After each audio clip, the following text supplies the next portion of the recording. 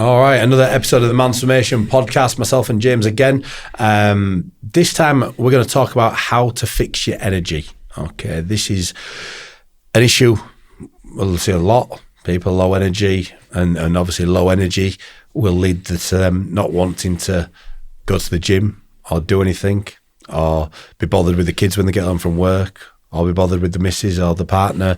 There's, having good energy fixes a lot of problems. And so we want to kind of touch on a few different ways that you can actually improve your energy without just, living on caffeine all day or just snacks and stuff like this to keep you going. So the first one that we're going to touch on is something that is so easy to do, but it is a huge game changer, and that's hydrating first thing in the morning. Yeah, so looking to take on board a litre of water when we wake up, as that's what we lose roughly when we're sleeping. It's going to massively help your cognitive ability and your focus first thing in the morning, so making sure you've got it to hand. There's obviously episodes where people might have it too cold and it just puts a little bit more friction there that they can't actually get it on board. So have it at room temperature, get it poured out the night before, have it on the side for when you go downstairs. Some good stuff to add in there is just electrolytes, and they don't need to be the most expensive ones in the world. You can just literally get them from B&M or Home Bargains, and I think there's like high five or high energy ones, and it's just a little tab. You just put it in there. If you leave it in overnight, shake it before you have it. That's just going to get some salts into you as well, which is going to massively help your hydration levels as well going into your day. I think if anyone doubts just how powerful this is, because the first thing that they do normally is they just wake up and they grab a coffee, just switch this around for a week and see how you feel. Like one of my morning routines that I got out of the habit of a little bit now is the cold baths in the morning, and I would do a cold plunge for like 3 minutes, followed by a litre of water with electrolytes in, and I did not need a coffee for hours. I felt alive. So actually combining them two, and again, both free, it's all to do with water and stuff like that. Obviously I was dunking myself in the cold plunge. I was making sure that I was fully hydrated, and honestly, the way that you feel is incredible. Now, not so much doing the cold plunge. I have kind of got out of that habit a little bit, but still doing the water every morning, and you really know the difference when you don't do it. You do feel a little bit slower. You do feel a little bit not as sharp, and for the sake of, like say, a pint of water or a litre of water and some an electrolyte tab, it's a total game changer. Yeah, going into your morning, you want to feel as good as you can. I know that I feel like not a second or two behind, but like you said, I just feel like every decision is a little bit more like taxing, and I just feel like I'm not as snappy, whether that be like just getting in the car or going to work or like responding to people or just driving. I always feel a bit like I've got brain fog, an element of that, and I just feel like you say, a bit cloudy. And so, like you said, going on to caffeine, because a lot of people's go-to will be a coffee straight in the morning, and I get that. A lot of it's habit, because that's just what you've always done. But if you do switch it round first, and even if you do like a coffee fairly soon when you wake up, just make sure you've been hydrated first. And actually, by waiting for an hour and a half, something like that, you're going to get a better kick from your caffeine anyway. Yeah, so it's 90 minutes. So your adenosine receptors don't actually get up to function for 90 minutes. So any caffeine that you take on board within that, when it obviously goes to bind to the receptors, it just misses. So the caffeine's never actually absorbed anyway, and that can affect your potency towards caffeine. So it's like I always say, like we just said, how easy is it? Like, the amount of people who come on board and they're like, I'll just go past Costa. Before I know it, I'm just driving in. It's like, can we switch up for a decaf? It's like you're still keeping that habit in there, but you're not just doing something. As well, it's a diuretic, in it, coffee. So like, if you're having that without having your water, then just even more dehydrated. Yeah, which makes you feel even more shit. Yeah. So pushing your I'm not saying don't have coffee. By the way, I'll probably have 2 coffees a day. I'll have one after probably a couple of hours of being up. Like you said, normal day for me, I'm getting to the gym about 5 a.m. So if I've been up at 4:15 to get up, it might be 6 o'clock-ish that I'm actually having my coffee. But before that, I've hydrated properly. I'll have my first coffee then. And then I'll probably have another one just before lunchtime, maybe it's late morning. And that'll do me for the day. But actually delaying the caffeine means that you're probably going to consume less anyway. Because it does feel more powerful, and you do feel like you actually get a kick from it to spur you on through when you actually need it. Yeah, well, first thing in the morning, you're just doing it because you're used to it, and like you say, how much effect does it have? Waiting and letting your own body wake up, let you use your own energy. You've just got out of bed, so let your actual body take you where it needs to take you, and then give yourself a little bit of a kickstart when need be. You don't need to just ram it straight in to get a boost when you, like you say, you're not even to full pressure. And it comes back to, if you wake up in the morning feeling like shit and feeling tired, then you need to rewind a couple of episodes and go see our episode on sleep and what to do in that situation, how to master your evening routine and, get the best out of your sleep. Because if that's on point, you genuinely don't need, especially if you're doing the water thing on the morning, you genuinely will not need one for at least a couple of hours. 100%, that's, you're not going to need that. So, other thing to go along with like what you're taking in on the morning would be breakfast. And, a lot of people grew up with, they have cereal, they have toast, they have carbs for breakfast. But actually switching that and having a high protein, potentially some good fats in there, that's going to help with your energy long term through the day as well. Yeah, well, you're not going to fill yourself up with carbohydrates when you don't need them, because if you're then just going to sit in an office job, your body's got all this energy. Once you don't use it, it just slumps. Especially if we're going like cereals and we've got more refined processed foods, your body's going to have to work harder to break them down, so it's using its own natural energy to break that down. Then obviously you're going to go through that slump as well. But yeah, high protein, high fat, obviously getting the stuff in, especially go back to like if I was looking at people with fat loss, getting your protein in early in your first meal, like getting 40 grams is only going to make the end of the day easier because you're not having to chase that when you're obviously not at your target. But use carbohydrates later on when your body again is going down that decline in energy, apparently like around your pre and post workout training. Most people are all right training in the morning even without some, and then get them after when they need, when your body's actually depleted. Yeah, so thinking about things like, I suppose, breakfast choices, steak, eggs, Greek yogurt's a good one. Even protein shakes to a degree, if you're really not the sort of person that wants to eat on a morning, but you might be okay taking a shake. It just moves away from the traditional, like say, cereal, toast, orange juice.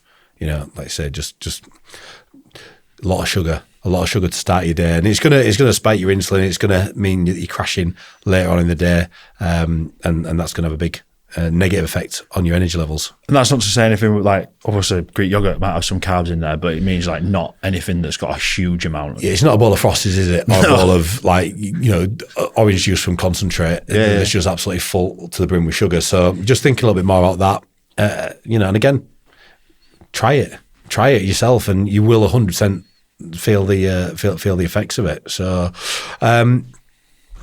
looking at trying to get a bit of movement in now. Some of us will roll out of bed, we'll get in the car, we'll get into the office, and we'll sit there till 5 o'clock, and then we'll go back home, sit on the sofa, and you've got 0 steps in. All right, so like even if you are not going to the gym currently, putting some sort of movement in your day is absolutely essential. And lunchtime is not a bad time to try and just get out, have a little break, get some steps outside, even better, because if you have got a bit of a nice day, great, you get a bit of sunlight and a bit of vitamin D. But even if it's not, just getting outside, getting some fresh air and getting some steps in is going to be beneficial for your energy levels, for you physically, but also for your mentality and also how productive you are in the second half of the day. Yeah, so dinner's a good one as well if you have it post-walk, like post-food. So go for a walk, it's going to help your digestion as well. But back to environment, it's like most people just tend to sit in the office where then obviously nothing's going on. It's getting out, putting a bit of music on, seeing the bigger picture. You're just going to go back into that office, feel a little bit happy, and like you say, you're not just going to be sat there waiting for time to pass. More, if we can get it in the morning, is obviously a very, very, very good thing, because like we spoke about previously in planning, one of the first podcasts, most people are just very chaotic and they just rush through the day. If you can set aside 10 minutes, even just to walk around the block, and you don't need to be in your gym pants, your gym kit, you can literally be in, if you work in an office in a trousers and shirt, you can walk around your block within that and not like need a shower after. So put your stuff in the car, give yourself 10 minutes, just going for that walk, just to de-stress a little bit and compose yourself before going in, will massively, massively heighten how you feel within the morning. So another thing about going for the walks is that will help reduce your stress levels. Obviously, it's very common for a lot of the guys to be under stress for whatever reason, but actually going for those walks is going to help to do that, especially if you can get outside and get out in nature even better, because being under stress will really tank your energy. It takes a lot of focus. It creates a lot of mental fatigue, and it's something that will, like you say, start to tank your energy if you don't get hold of it. So there's different things that you can do to become less stressed. Breath work, bit of meditation. Some people like to journal, things like this, and get things off the mind. But really trying to get a grip of stress is going to be something that will massively boost your energy. Yeah, like you just obviously touched on mental fatigue. If you're constantly going over it in your head, there's a point where you are just going to burn out from that. It's just going to drain a lot of your energy. Like you touched on the walks, training, making sure that we're eating the right foods. It's also massive going to help that. Try to get away from the stress and the worry as well of how much, if you're putting so much time into it, can you change it? If you can't change it, is it worth worrying about? Put your time and focus into stuff that you can actually have a direct impact on. And I know that might sound a little bit patronisingly easy, but write a list, stuff that you can control, put on one piece of paper, stuff that you can't, throw in the bin. No point in wasting energy or your own time on something that you have no impact. I mean, controlling the controllables is a huge thing, isn't it? And getting to the gym in the morning and get some of the old boys, have you seen what the government's doing now? Have you seen this? They're putting this tax up, they're putting that tax up. Yeah. What can I do? Should I put a tweet about it? I'm not gonna stress about it. What will be. I've got to try and control what's in my environment and what I can actually change. If I'm eating a terrible diet and I'm not going to bed on a night time, and these are things that I can change. If I've not worked out this week, these are things I can change, and these are the things that are going to actually have a direct effect on me. Whether the government's putting up a tax by this, or they're making this change, or someone's at war with somebody else, and it's not stuff that's actually affecting my day to day. So I've got to put my energy where it's needed, and that's on the things that I can actually control and that I can change. So, like you say, a lot of the stress that we will be going under will be the stuff that's directly affected. I'm sure we're not all stressing out too much about the bigger picture of what's on the news and stuff. But again, that's actually why I don't even watch the news, because it's, if there's something that's really important, I'll hear about it. Yeah. But when you just fill your head with so much negativity, it's quite easy to get into a bit of a stressed state about it. And I see some of the guys in the gym in the morning that are stressed out about these things that they've read in the papers or seen in the news. And it's, for me, it's one less thing to have to worry about, because there is enough in our life that we need to worry about without all these external stuff that we just can't control. But like you say, filling your own cup by training, spending time what you want to be doing is making you happier within your own life, to the point where you probably don't have to worry about what's external. Like you say, anything that's going to happen is going to happen anyway, and anything that we can't avoid will always come to fruition. So, and so a couple more points to go over and of how to fix your energy. And obviously, one of the big ones is sleep. And we did a full podcast on this a couple of episodes ago, but it's certainly worth mentioning again, because if you can get good quality sleep, that's gonna be for me one of the biggest things that fix your energy, because getting the good sleep is going to reduce cortisol. It's going to help with stress. It's going to mean that you're not as mentally fatigued, that you are switched on a little bit more, that you can make better decisions, that you feel physically better. There's just everything good comes from sleep. So how do we get the better sleep? We look at the 3-2-1 protocol of how we can actually unwind properly and put us in a position to get some proper sleep. So the way that we say it is 3 hours before bed, no food. So if you go to bed at 9 o'clock, you're going to eat tea at 6 o'clock, okay? And you're not going to have anything past that, because you want to allow the body time to digest that food. You don't want to be just eating a big meal before you go to bed, because even though you may fall asleep, your body's still internally working to digest that food.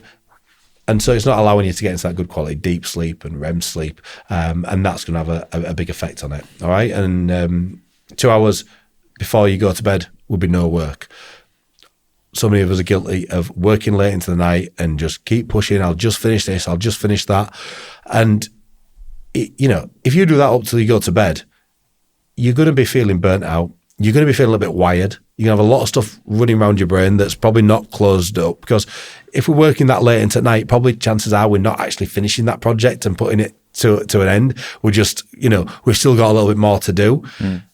So you still have things playing on your mind. And that, again, is going to affect how you how you go to sleep and how you can actually unwind and rest. And the last one would be 1. So your 3, your 2, and the 1 would be 1 hour before bed, no screens. And again, there's things with blue light and studies that show that's will affect how you sleep, but also depending on the sort of content you're watching. If you're watching a film or you're watching something that's got you on the edge of your seat or that's got you thinking or whatever it might be, that's going to again affect the state that you're in while you're going to bed. So try to just unwind properly, and following that protocol will be a bit of a game changer for you. Like you just said then about people worrying, consuming the wrong content is only going to drive your stress higher and higher. You're not putting yourself in a very, very productive place to go to sleep. Make sure your environment's set up as well for sleep. So there's nothing. Keep your phone out of your bedroom. That's obviously going to massively help the owl thing in it. Like when we was listening to that talk before that we went to, and the guy was saying, just leave it on charge downstairs, buy yourself an alarm clock. Like if you leave it downstairs, you can guarantee you are going to stick to that hour rule of not being on it. Yeah, and alongside that, the 3-to-1 protocol is just getting a proper set schedule. Like if you go to bed at the same sort of time, if you're going to get up at the same time, creating that sleep schedule where you know that time is locked in. And again, it comes down to the right planning and stuff like this. But like you said, having the environment right, having the schedule right, this will be a total game changer for you. And if energy is a problem for you, start here, fix the sleep, fix it through a better evening routine and a better build up to bedtime, and actually creating a proper schedule and a proper environment. And that will fix a lot of energy problems for a lot of people. Yeah. So like you say, obviously we always say it, don't we? Start with the day before. So most, like you say, if you're feeling like crap the morning of, start the day before. Like consistent sleep times are obviously very, very, very good. Just gets you into that habit. You know where you need to be. It's kind of like, I always personally use a bit of an alarm clock before bed to obviously give myself a reminder of that's my evening routine. And that don't mean to like I've got to start my evening routine, but if I'm downstairs and I'm watching something or I'm working and it's like it goes off, I know, well, if I'm getting up at 6 o'clock, 5 o'clock, I now need to be going into bed to give myself the best chance to be falling asleep. Yeah, absolutely. So we've gone through some of the ways there that you can improve energy levels, and hopefully, like I say, if that's something that you are struggling with, then just implementing 1 or 2 of these in your life is going to see a big improvement. So, right, we shall catch you all next time, guys. Cheers. Thank you.